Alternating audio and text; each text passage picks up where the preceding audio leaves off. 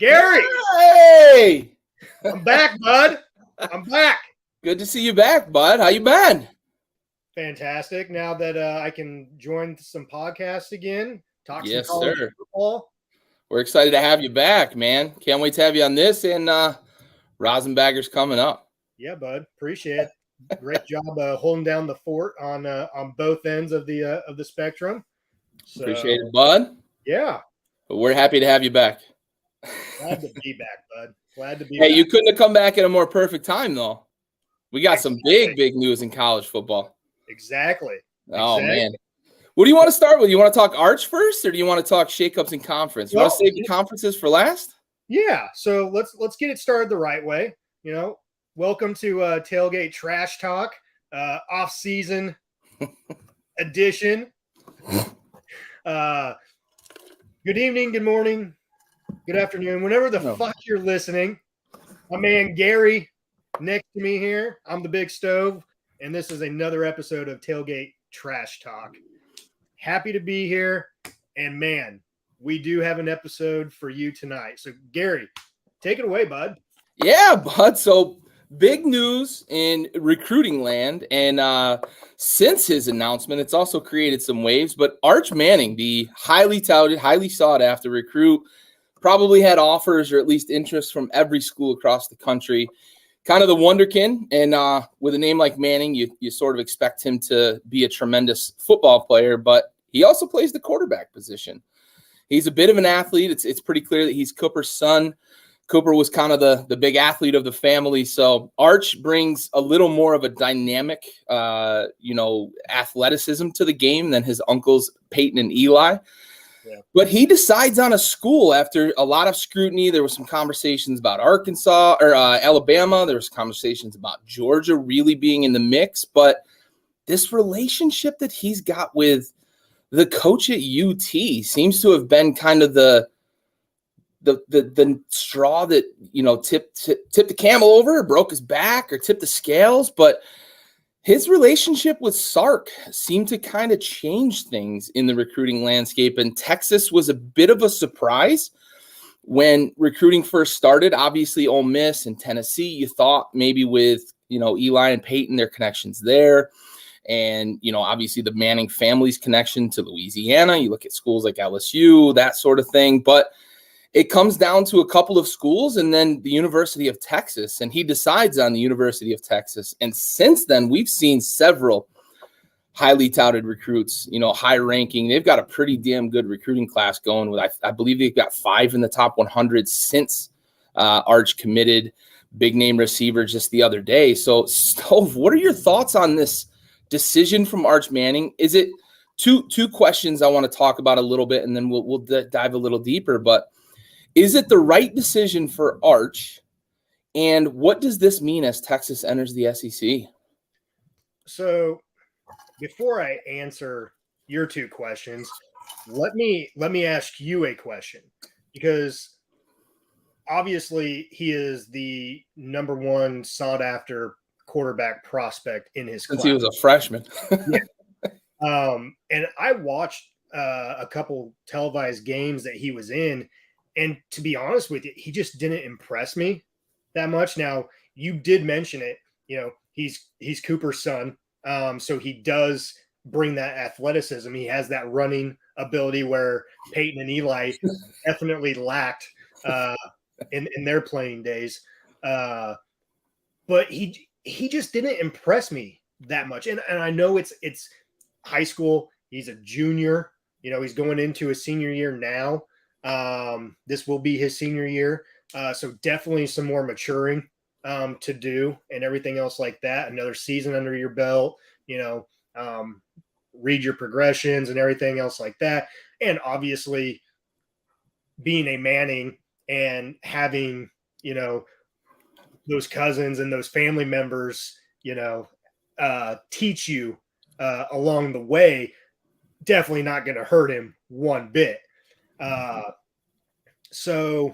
But what is your take first before I answer your questions? What is your take on it? Is he the number one overall prospect in the quarterback position?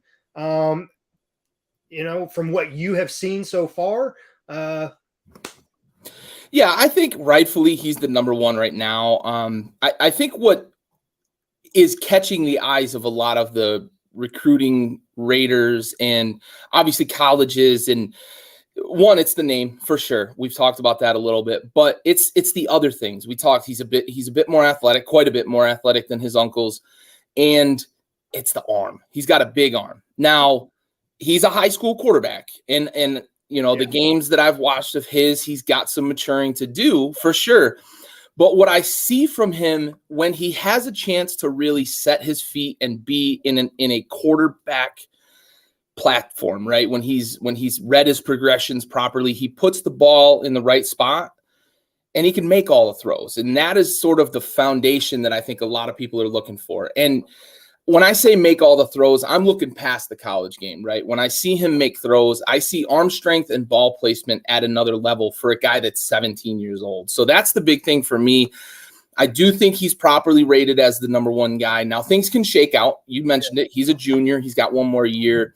Somebody could break out this year and become the number one when the class is officially, signed on signing day. But I look at what he can do, and I think that combination of the athleticism with the arm talent that is there, I think coaches, recruiters at both the college level and beyond the college level will take notice of that.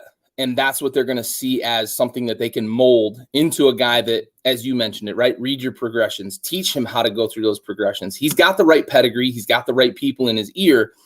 Now, how does he respond to coaching, from that top level? How does he respond to Sark, right? They may have a great relationship now, but when Sark gets in his ass in practice, how does he respond to stuff like that? So that's going to be the things that are going to dictate how he shakes out once he gets, to Austin and starts to play under center for the Longhorns. But I understand your trepidation when you see him play.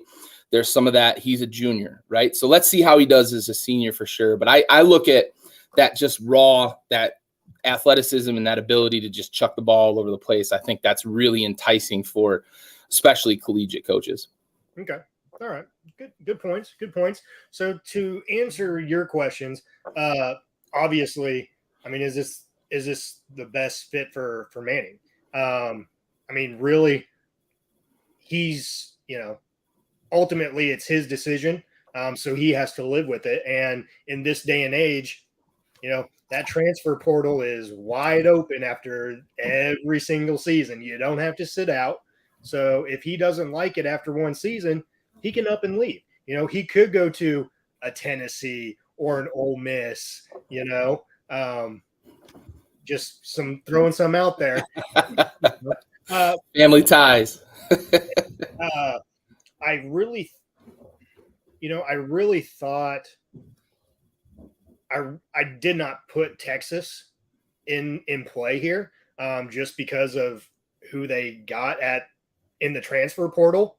So that will be interesting to see. Whenever Manning does come on campus and sets foot on the playing field, between him and Ewers. Yeah. The other thing too, I really thought that Ole Miss might have been the best fit for him, and just because of what he has done with the quarterbacks that he's had, and so being Lane Kiffin. Oh, Kiffin, yeah. Kiffin, for sure.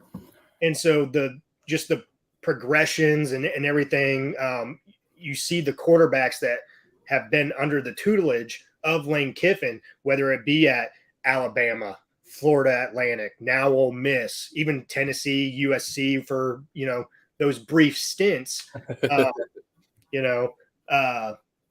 but just see that offensive game plan that Lane brings to the table, and his quarterbacks have shined. Yeah. Look at Matt Corral this past year. He was a Heisman candidate for a while there. Yep. The air raid in the SEC is no joke. Yeah, for sure. And now Texas, going into the SEC here in the coming years, maybe that's what they're hoping for with him, with his big arm. Do you think there's any chance that the people he has in his ear, right, the advisors he's got inherent in his family, looked at Lane Kiffin's offense negatively in terms of prospects beyond college? Because we have seen Kiffin have a lot of success at the collegiate level with that air raid, that spread them out, shred them up style of offense. Bama won national championships, and Ole Miss was top 5 team last year at one point, and was pushing every defense in the SEC. And you mentioned Corral being a Heisman candidate, and Florida Atlantic really putting it on people in the Sun Belt. But do you think that Uncle Pate, Uncle Eli, Grandpa Archie talked to him a little bit about Sark's offense is a bit more pro style, right? We saw it at USC. We saw it at Alabama when Sark was there. They had a very, 12 personnel, right? 1 tight end, 2 wide receivers, a couple running backs in the backfield. Do you think that there was any of that in consideration for Arch in terms of beyond college years? Or do you think the relationship with Sark was really kind of the deciding factor? So hear me out on this, and feel free to agree or disagree wholeheartedly here. I think it had to do with his relationship with Sark. If we're talking about NFL offenses and everything else, I for sure would have gone with Lane Kiffin. I mean, look at that family tree. Lane Kiffin coached in the NFL. His dad, Monty. I mean, look at that NFL experience that they bring to the table. And Monty is somewhat of a advisor. Yeah, there at Ole Miss too. So I think ultimately it came down to the relationship with Sark, but also as well, Lane has been known for moving around too after a few years. Point. That's a good point. He doesn't stay put very long. Yeah, so that could be a minute factor in it. Just kind of in the back of your mind, saying, well, he's done great. He's been here for 3 years or however long it's been. When's how soon is he going to move on? Soon as he going to move on to either another more high-powered SEC school or an NFL gig or something. And his name was in talks of, maybe in the LSU gig briefly. Yeah. But I mean, just with his pedigree, his family pedigree, I mean, I'm not ruling him out to ever, returning to the NFL. Back to the NFL. Yeah, I think you're right about the relationship with Sark. And I think when reports started coming out that was what put Texas in consideration, I think we have to take that for what it is at face value, right? Yeah. Because Texas really early on in the recruitment of Arch, I don't remember anyone ever saying, look out for Texas, or even lumping Texas into the conversation. It was SEC schools mostly, right? Because of the pedigree and because of where he lives and plays, right? So I think I'm with you 100% that the relationship with Sark really was the big deciding factor. And what a coup for Texas to get the #1 recruit in next year's class, if that's how it shakes out in the end. But Arch has been touted since he was in 8th, 9th grade, and that's a big win for Texas. Absolutely. Well, and especially being a Texas school, okay, where you're getting beat out. Getting smashed in-state. By in-state recruiting, going to Texas A&M, Texas A&M having the #1 recruiting class this year. I mean, just think if Texas A&M got Arch, and then you saw the dominoes fall with the recruits that signed on to Texas after he signed. And just think of how much of an advantage Texas A&M would have had on next year's recruiting class already. 2 years in a row, then possibly #1 recruiting class. So this definitely puts Texas back on the map for sure. Second question, do you think this puts them in position to succeed early as they go to the SEC? Absolutely not. No. Okay. If you're not succeeding in the Big 12, you're not going to succeed in the SEC. I don't care who you are. Okay. I need to see Oklahoma succeed this year in the Big 12 after what they lost. Okay. You lost a head coach, you lost your quarterback, you lost receivers. So yeah, they're almost in a rebuild situation too. Sure. So absolutely not. No. Now, yeah, I think if they can continue to seize this momentum and build this recruiting class even more, I think that's what we'll see be the foundation for the SEC run. I'm with you. This isn't enough for Texas, who has really struggled in the Big 12 and has completely lost all national prominence over the last, 8-10 years. Yeah. It's really been a struggle for them. And while this is a coup, in my opinion, and a big win for them on the recruiting trail, it's not enough. They've got to build, they've got to stock the shelves. They've got to start winning in-state. And you mentioned the in-state thing. Bama recruits like crazy out of Texas. The California schools recruit well in Texas, which is mind-boggling. And then the Florida schools even do okay in Texas. Georgia is constantly pulling quarterbacks out of Texas. Like, it's an in-state problem. And I had a conversation with Raul from the Blitz before. He's a big UT fan. He's mentioned it before, like, fuck, we can't recruit in the state of Texas. And it really is a problem because that's a football hotbed. So yeah, once they start winning that battle in state with the A&Ms and the Bamas and everybody else, and they start taking that homegrown talent back to UT, because that's what made them so great in the 90s and 2000s. They were just churning out Texas-born talent, right? Colt McCoy and Vince Young and everybody else. They were just churning out that Texas-born talent. They don't do that anymore. And if they can get back to that, if Arch is what kind of tips the scales in their favor in state, it could get them there. But yeah, this alone doesn't do it. Well, and not even Arch here, okay? Not even Arch, because you somewhat won the battle of Quentin Ewers. Yeah, he came back after the start. Yeah, and that somewhat had to do with the NIL and the way the state of Texas was laid out with the business of NIL. Don't tell Jimbo that, though. Yeah, no, don't tell Jimbo. Definitely not.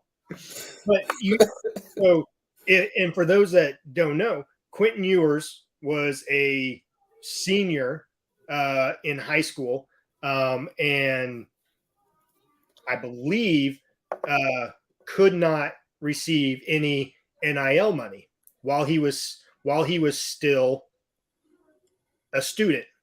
Well, he graduated early, still considered a student of the state of Texas, goes to Ohio State, gets his $1 million NIL deal. How much of that he collected, I have no idea.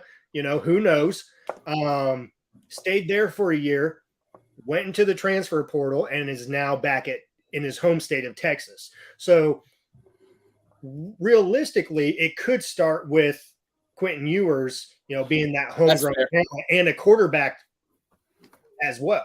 Yeah, that's fair. That's fair, because I keep kind of just ignoring the fact that Quinn Ewers was like the number 3 overall and the number 1 quarterback of his recruiting class. So it certainly could start with Quinn Ewers and then Arch, eventually being the successor, whether that's first year on campus or not, being the successor to that could be, that conduit to continue that for sure.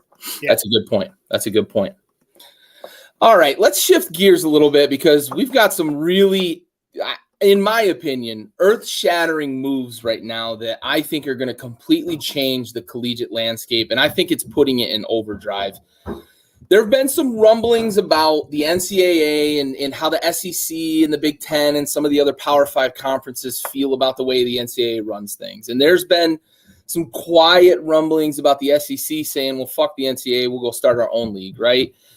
So we have 2 schools right now that actually border the Pacific Ocean, leaving the Pacific 12 Conference for the Big Ten, which is in the Midwest. I think the most Western school in the Big Ten right now is what, Wisconsin? No, Nebraska. Nebraska's farther west than Wisconsin. My geography sucks. Yeah. But Nebraska's still in the center of the fucking country. Yeah. So you're still in two different time zones. Yeah, like seriously, you're moving from the Pacific Ocean to the fucking Midwest. Yeah. But I think what this signals is these schools are consolidating power. The conferences are consolidating power. And we're going to see a couple of conferences here. The Pac-12 likely now with USC and UCLA leaving. The Big 12 with Texas and Oklahoma leaving. And they're trying to retool and kind of bring some schools in. Cincinnati, I know, is going there. The ACC is at risk of potentially being a 1 or 2 horse race here, and they may get left out. How do you feel about this now? Does it signal that we're going to end up eventually in a 2-conference NFL-style league for the NCAA's premier championship? And does the group of 5 now kind of get left out to fight for themselves? Oh, absolutely. Yeah. Like, it's so whether it's 2 conferences or not, that's still down the road. I think you're still years away from that.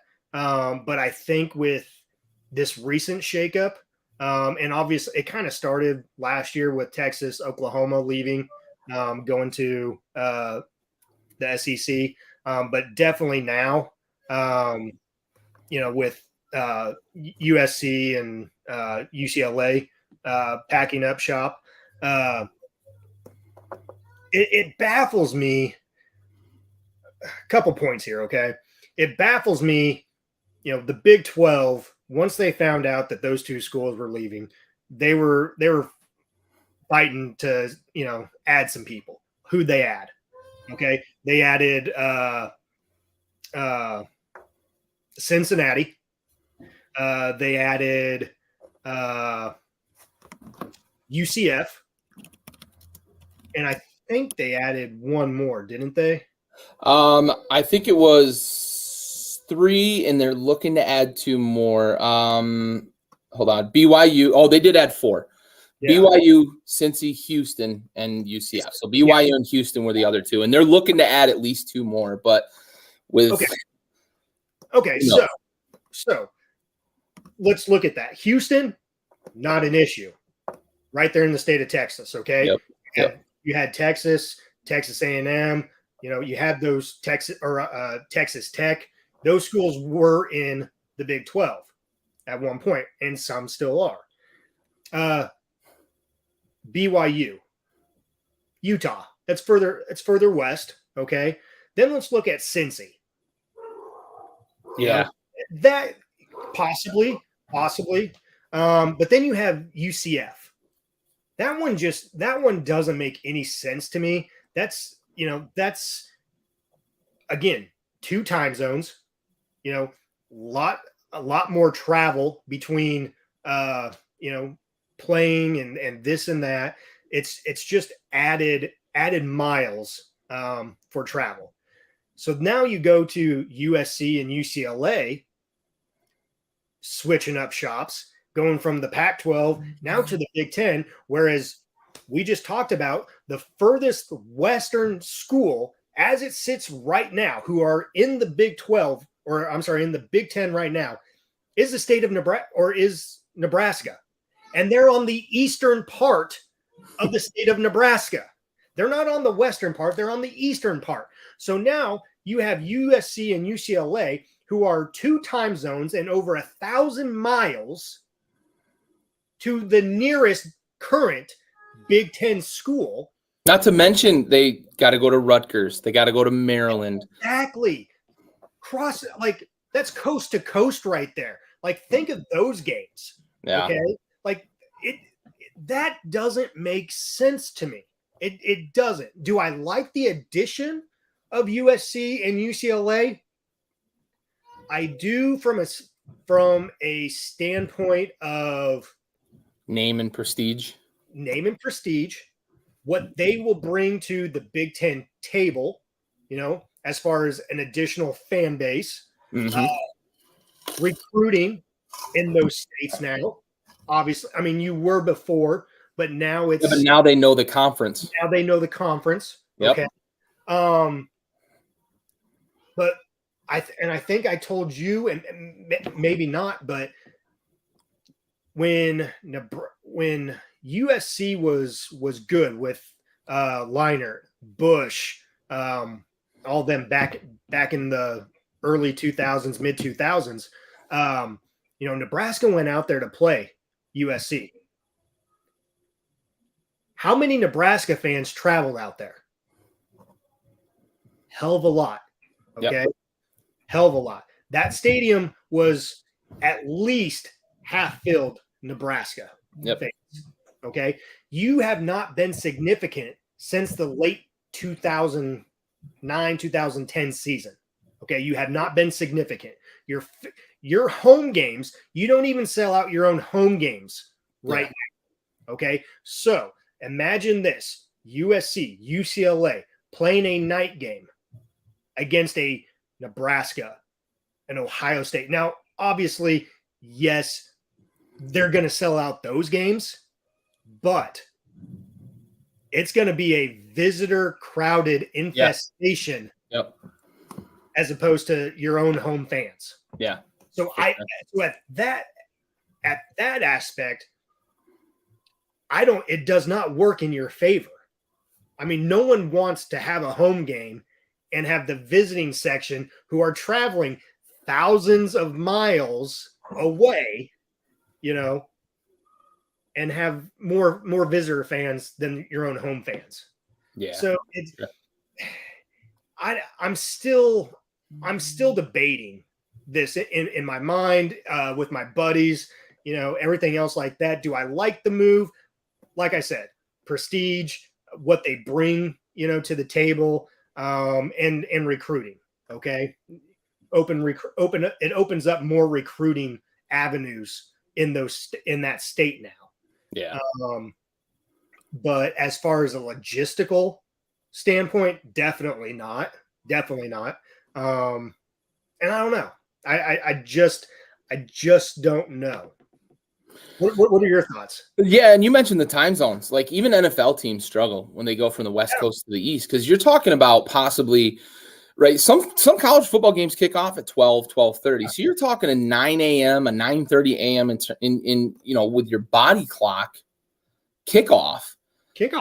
Like that's crazy to kick off at 9:30 in the morning. So that's potentially a pitfall for them when you go to Rutgers, when you go to Maryland, who are in the Eastern time zone. Now, the rest of them are in the Central time zone for the most part, but you're still looking at 2 hours difference, like you mentioned. It's a lot on the body clock for those West Coast teams. And I could see USC and UCLA really struggling, and then us all kind of wondering, was this the right move? Yeah. I also think that you're absolutely right. These Big Ten schools are chomping at the bit to get into the state of California deeper and deeper and deeper, because you're talking about these Ohio States that already recruit the state, Iowa, who recruits a little bit out of state, but you're seeing these schools that I know that they're dying to get really ingrained out there, and now those West Coast players are going to know what the Big Ten is all about. And you don't have to recruit as hard to sell them on coming to the Midwest, because they've seen you play in the Coliseum. They've seen you play at UCLA. And then the Rose Bowl, what does this mean for the Rose Bowl? Are we just going to get like subpar competition on one side now? Yeah. Because the Pac-10, Pac-12 was already lagging behind the Big Ten.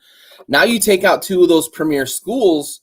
Yep. Can Oregon carry the weight of the conference? Can Utah carry the weight of the conference? Because they've put together a couple of seasons where they look like they could be maybe the cream of the crop there in the Pac-12. But is that a brand that can carry that conference? I don't know. I don't see it. Yeah. Who do they bring in? Because look at the teams we just talked about with the Big 12. They're bringing in schools like BYU and UCF, right? Those are not premier schools. Houston makes sense because it's in the state of Texas and it's right there in the hotbed of the Big 12. But Cincinnati makes sense because they've got some momentum, I think, from their CFP appearance. But a BYU and a UCF don't move the needle. UCF, I understand it because they're still bitter about their national championship. And they figure if they get in a Power Fives conference, they might be able to do some damage. But I just don't see the value for USC and UCLA of moving to the Big Ten unless those behind closed doors conversations have gone on to where they started to feel like, hey, maybe we're going to get left behind here. So that's my sneaking suspicion, is that there's a lot more conversation going on at the school, the AD level, about the future of the NCAA, the future of these conferences. Well, and this, to me, signals that we are going to get this. You mentioned maybe 10 years or so down the road. I think this puts it in a little bit of overdrive. If I'm being aggressive with a prediction, I would say 5 years, but I think you're closer with the 10 years. But if we see schools panicking, we might see this thing get kicked into really high gear and end up with 2 conferences mainly in the NCAA within the next 5 years. And then we get a Super Bowl style championship where it's the winner of the West or whatever they call it versus the winner of the East. And then it gets real interesting. How does the NCAA figure into that? Because I think it's the schools that are going to drive this, and we could see the NCAA really possibly get dissolved when it comes to football. Yeah. So, we mentioned the time zone factor. Okay. We've seen what that does to teams traveling over to Hawaii and playing. But the other thing too that you just mentioned is teams panicking. Okay, so there's been reports of Oregon, Washington wanting to join the Big Ten. There's been reports that the Big Ten has said, not yet. So now let's see how this West Coast thing works. Yeah. Now there's reports of those 2 schools, Oregon and Washington, wanting to join the Big 12.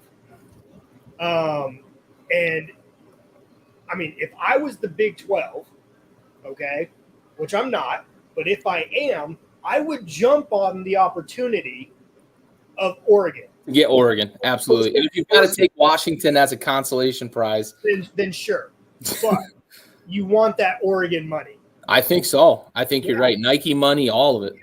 And that's kind of surprising to me why the Big Ten hasn't accepted Oregon, because of, I mean, to be honest with you, Oregon has been just as good, if not better, than USC the past 10, 12 years.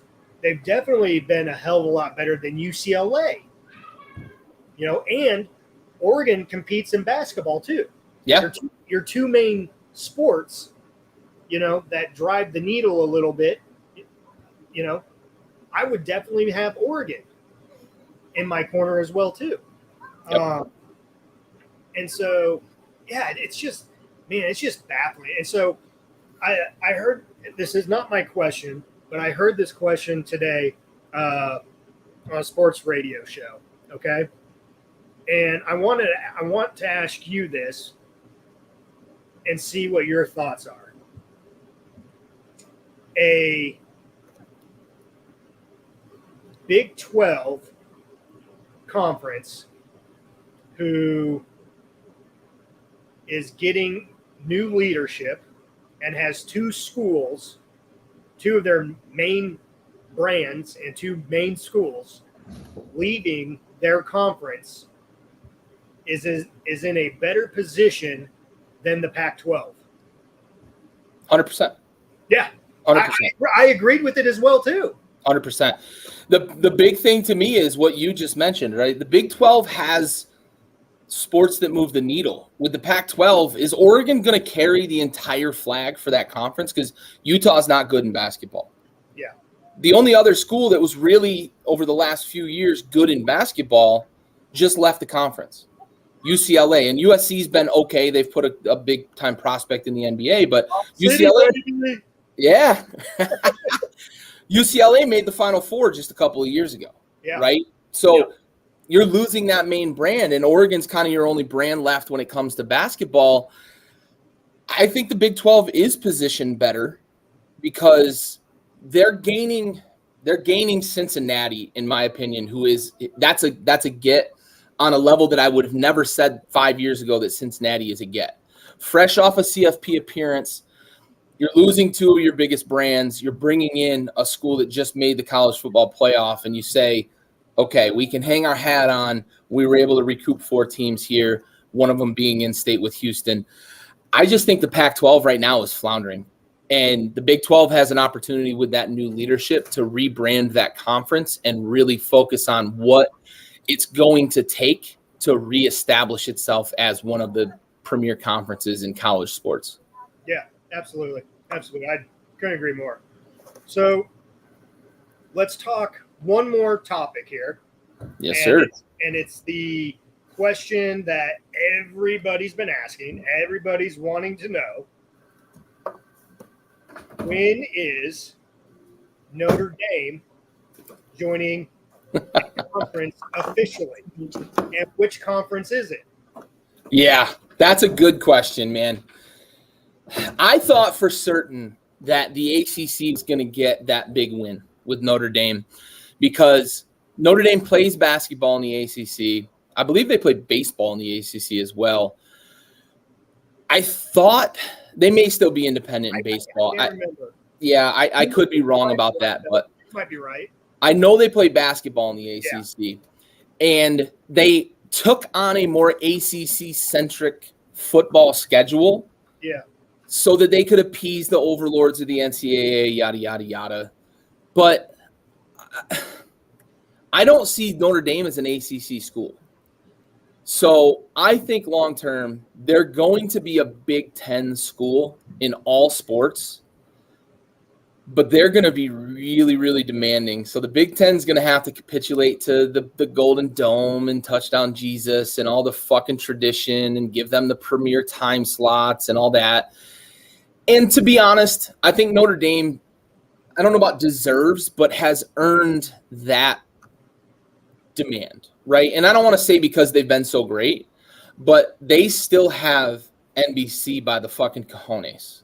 So they've got a major television network that still wants to televise every single one of their games because of the 40s, 50s, 60s, 70s Notre Dame teams that everybody watched on every single Saturday because it was the only show in town, right? The new Rockneys and then, as far as late as Lou Holtz and whatnot. So, yeah. So I think that Notre Dame still has the clout to make some of those demands. Will the Big Ten capitulate? Possibly. Should they? I think if you're looking at it from what you mentioned with USC and UCLA from a brand and a prestige perspective, I think the Big Ten getting Notre Dame just adds to that. I don't think they need Notre Dame, but I think Notre Dame would be a win for them. Yeah. I still don't know if they will join the Big Ten. I think that contract that they have with the ACC, I'd like to see the contract because I do know it's not for football. It was for basketball, and like you said, maybe baseball as well too. But that contract still holds value. And if they do want to leave, there's obviously stipulations, buyouts, and everything else like that. And in this day and age, let's face it, ACC beyond Clemson, and Clemson had a down year this last year. ACC in football is not much. Miami's trying like hell with that NIL, but yeah, definitely. Yeah. Whether or not that pans out for them. Yeah, for sure. But yeah, I agree with you. The Big Ten does not need Notre Dame, but it would be a nice addition to what you currently have. Absolutely. Right. It's like a luxury pickup, Yeah, exactly. But at what cost? Sure. But the Big Ten, I think, has one of the biggest lucrative TV deals in place for all their schools. And now with the addition of USC, UCLA, what is that number going to now? because it was getting over that 1 billion mark. Yeah. This year. And you're looking at the second biggest city in the country now. Yeah. You've added Los Angeles to your TV market. Yeah, absolutely. And now, I mean, man, dollars move the needle, bud. Oh, you ain't kidding. It's never about anything else. Nope, it's about dollars. It's not about the kids and their scholarships and their educations and everything. It's about dollars. It's about yachts for the ADs. Yep, absolutely. For sure. So real quick, before we cut loose tonight, one more question. Who is at fault here with everything that has transpired past 2, 3, maybe even 4 years? And you can go back as far as 10 years, with NIL, with these teams leaving their conferences, going to different conferences, the expansion of that stuff. Who's to blame here? Is it the NCAA? Is it the president of NCAA, Mark Emmert? I think so. Is it the ADs? Is it the, who? I think it's Mark Emmert, to be honest. I think his stubbornness, and then the board, right? The board that he answers to, their stubbornness to understand that the game is evolving has put them in a position that the schools are calling the shots now. Yeah. And these conferences are saying, yeah, let's do it. Fuck the NCAA. What are they going to do, right? The SEC especially can just call their own shot. And what's the NCAA going to do, right? Mm-hmm. They move the needle in football. You talk about all the other sports, basketball, the ACC, they can call their own fucking shots because they're the biggest conference in basketball. So, they've put themselves in position by being so stubborn to evolve and so stubborn to understand where the game is going that they've put themselves in a position where they've basically hamstrung themselves. Yeah. Yeah. I could not agree with you more. And it's the stubbornness. Like you said, you hit the nail on the head with that. Because if you look at, and I know we're kind of comparing apples to oranges here, but we're kind of not too. Okay. You're talking a college level and a pro level here.